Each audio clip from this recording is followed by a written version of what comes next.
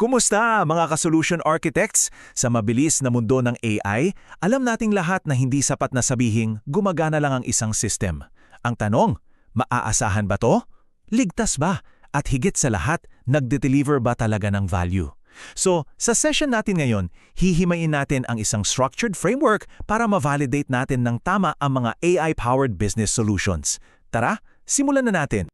Ito yung pinaka-critical na tanong na kailangan nating sagutin ngayon.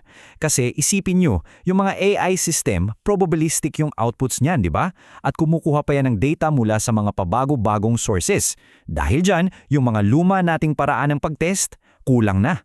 We need a new playbook, a smarter approach. So, ito ang magiging game plan natin. Uunahin natin kung bakit ba talaga iba mag-test ng AI. Tapos, titingnan natin paano mag-define ng success. Sunod, paano i-validate yung mga prompts, mag-design ng end-to-end scenarios, at ito yung exciting part, paano gamitin mismo si Copilot para mapabilisan testing. At sa huli, bubuuin natin ang final blueprint nyo. Okay, let's dive into the most fundamental shift. Bakit nga ba iba ang AI testing? Well, it all boils down to its very nature. Hindi na tayo nakikipag-usap sa isang sistema na kapag sinabi mong 1 plus 1, ang sagot ay laging 2. The game has changed. Okay, tingnan nyo tong comparison. Dito talaga natin makikita yung core difference. Sa traditional testing, lahat ay deterministic. Predictable. Kung ano ang input, yun at yun din ang output dahil sa static rules. Pero sa AI testing, it's probabilistic. Pwedeng magbago ang output kahit pareho ang input mo. Kasi nga, kumukuha yan ng data from dynamic sources. Kaya yung mga dating testing methods, hindi na talaga uubra. We absolutely need new frameworks. So, kung iba ang laro, paano natin malalaman kung nananalo tayo? Well, bago pa man tayo magsimulang mag-test, kailangan nating magkasundo sa isang bagay. Ano ba talaga ang itsura ng success? Ano yung mga susukatin natin? Ito ang magiging North Star natin sa buong proseso. At ito yung mga hard numbers na kailangan nating bantayan. Una, accuracy and relevance. Tama ba at angkop ba yung sagot ng AI? Pangalawa, response time. Gaano ba kabilis? Siyempre, yung success and failure rates. Ilang beses siya tumama at ilang beses siya sumablay. At yung huli, token efficiency. Isipin nyo to as your bang for your buck. Sinisigurado nito na ating nakukuha ang best possible answer sa pinakamababang operational cost. At pagdating sa mga mission-critical tasks, dito tayo nagiging super estrikto.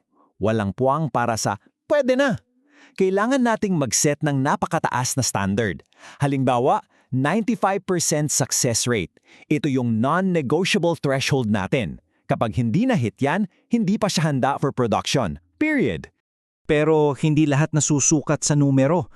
Napaka-importante din ng qualitative metrics. At para sa akin, isa sa pinaka-critical ay itong grounding integrity.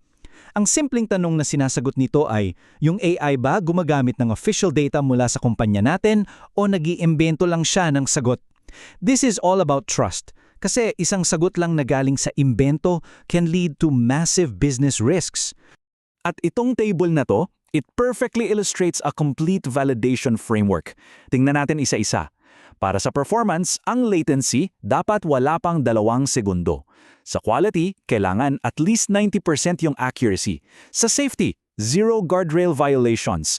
Linawin mo lang, ito ay absolutely non-negotiable, 0 tolerance. Sa cost, dapat on par lang sa baseline natin.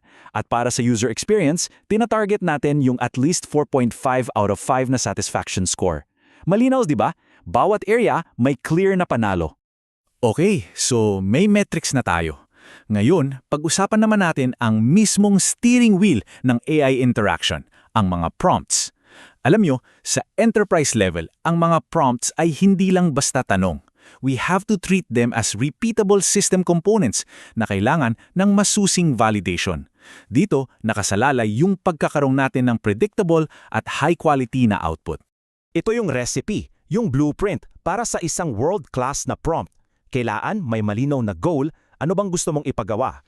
May context, saan niya kukunin yung impormasyon? May specific instructions, anong format, gaano kahaba, at super important, may klarong listahan ng kung anong dapat i-include at i-exclude.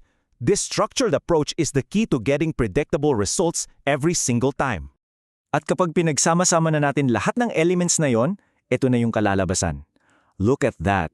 Ang linaw, direct to the point at kumpleto sa detalye para magawa ng Copilot yung trabaho niya ng tama sa unang subok pa lang.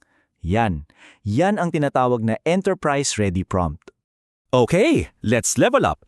Pag-usapan naman natin yung mas komplikadong bahagi, ang end-to-end testing. Kasi in the real world, yung mga AI solutions natin, hindi yung gumagalaw mag-isa. Nakikipag-ugnayan yan sa napakaraming business applications. Kaya naman, kailangan nating itest ang buong business process from start to finish. Halimbawa, let's take an order-to-cash scenario. Magsisimula tayo sa pag-preload ng lahat ng kailangang data. Tapos, may trigger. May pumasok na bagong lead sa Dynamics 365 Sales. Dito na ngayong papasok si AI para mag-identify ng opportunity at magbigay ng insights. From there, magiging sales order yan na automatic namang magsisync sa Dynamics 365 Finance. At hindi pa dyan tatapos. Yung AI, biba-validate niya yung credit risk gamit yung data mula sa finance. Tapos, yung order, papasok sa fulfillment sa D365 supply chain. At habang nangyayari yan, imo-monitor pa rin ng AI kung may mga delivery issues. Ang goal natin dito ay i-validate yung buong workflow. We need to make sure na consistent at accurate si AI sa bawat step ng proseso. Ngayon, for a more advanced strategy, a real force multiplier, paano kung gamitin natin ng AI para tumulong sa pagtest ng AI? This is a powerful way para ma-skill at mapabilis yung paggawa natin ng test cases. It increases our coverage and ensures consistency across all our testing efforts. Pero heto yung sekreto. Hindi ka pwedeng basta na lang magsabi sa Copilot na, "Hey, gawa ka nga lang test case. Garbage in, garbage out," di ba? You need to give it a blueprint. Kailangan natin itong bigyan ng isang structured na template tulad nito. Dapat may test ID, malinaw na purpose, preconditions, inputs, steps, at syempre, yung pinaka-importante, yung expected results. With this level of guidance, Copilot can generate incredibly high-quality, usable test cases for us. Tandaan, this is not a fully automated process. Kailangan pa rin ng human expertise.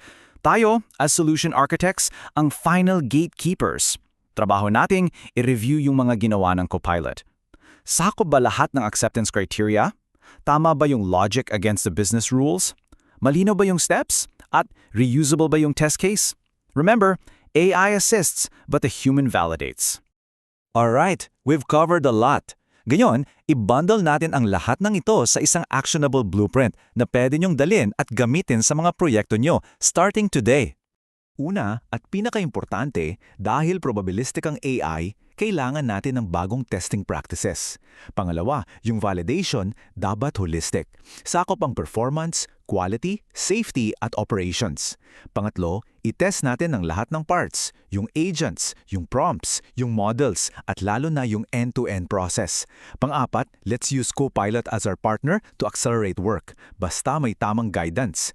At panghuli, matatag na governance and repeatable frameworks, yan ang susi para manatiling maaasahan ng AI natin in the long run. So, pagkatapos ng lahat ng ating napag-usapan, iiwan ko kayo sa isang tanong. Pagbalik nyo sa inyong mga projects, gamit ang mga natutunan natin ngayon, ano ang pinakaunang bagay na itetest ninyo? Follow DX Labs for more.